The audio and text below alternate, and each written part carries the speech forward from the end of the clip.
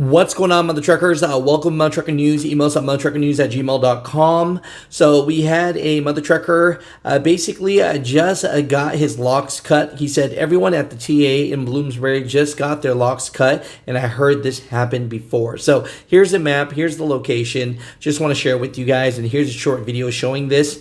Just be careful if you're out there at the TA Bloomsbury. That's all I got to say. I had the same thing happen yesterday in Pennsylvania.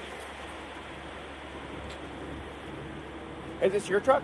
No. I'm that white one right there.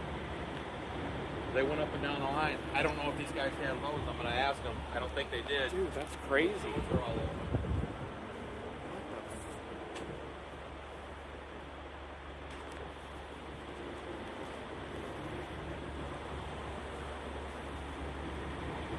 One that's a PSA from an anonymous driver that works for Prime. Says, "Hey Alex, I hope all is well. I want to remain anonymous if you do make a video about this, but just so everyone sees for themselves what's happening at Prime, here's the consent for the new cameras being installed on these trucks.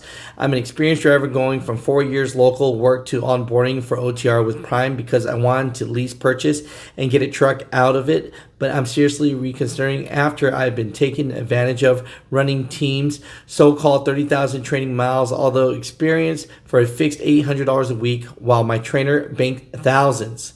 And now Prime is having drivers come up and sign these consent forms for the cameras, but nowhere in the legal language does it say they don't record while truck is off or that it only captures critical events.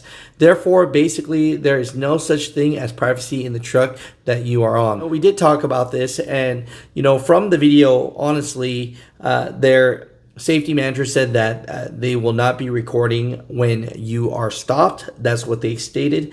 But I guess, in the actual consent form, it says nothing in the sorts. So just giving you guys a heads up, if you're thinking about working at Prime and other big carriers, there are consent forms like this, and just make sure you do your due diligence. Such a interesting article from FreightWaves.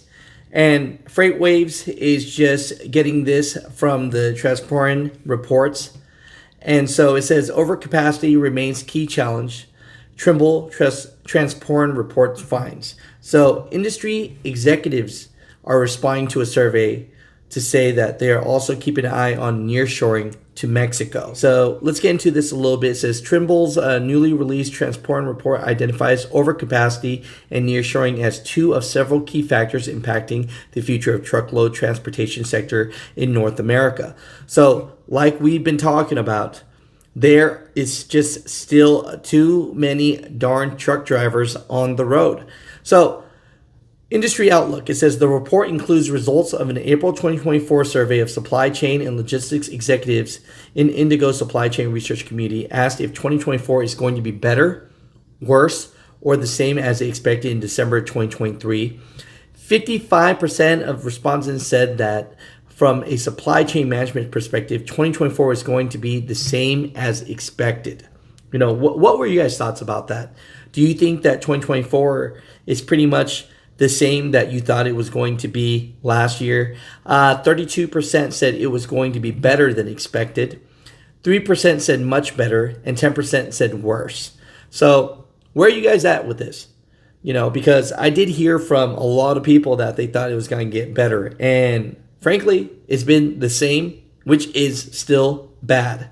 On the supply side, the main issue at the moment is that there's too much capacity. The report states from June 2020 through March of 2022, driven in part by the COVID pandemic, there was a big surge in the number of new carriers entering the market.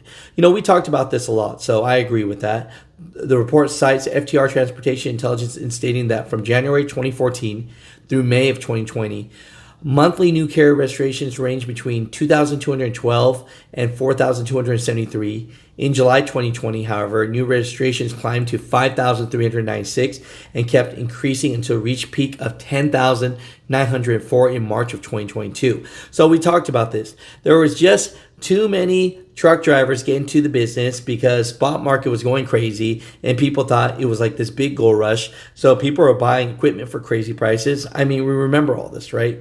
Quote, although fewer carriers are entering the market today, and greater number of carriers are also exiting the market, new carrier registrations are still above the pre-2020 monthly average. That's interesting. As for demand, the report states that the domestic manufacturing activity has a greater impact in freight demand than retail imports. That's why freight demand is still relatively weak despite a solid 7.2% increase in imports in Q1 2024. So the Port of Los Angeles, for example, saw a 64% increase in import containers in February 2024 compared to the same month last year, while the Port of Long Beach experienced a 29.4% rise in imports. So nearshoring, I thought this was extremely important right here. Mexico has actually overtaken China as the leading source of goods imported by the U.S. The report details the growing importance of Mexico as a source of U.S. imports. It states that foreign direct investments in Mexico grew to $36.1 billion in 2023 from $35.3 billion in 2022, the most since 2013. So when it comes to nearshoring, it looks like Mexico's where we're getting most of it now. So is that affecting us as well, right? I'm thinking about that out loud. Does that mean that more trucks from Mexico are coming in and delivering goods to us, right? So Mutha Truckers, at the end of the day, these surveys, I don't always agree with them. But in this one, are we over capacity? Do we still have too many trucks? I would say yes, we do, because rates just still haven't gone back yet. But the big question is, do you think 2025 will get better?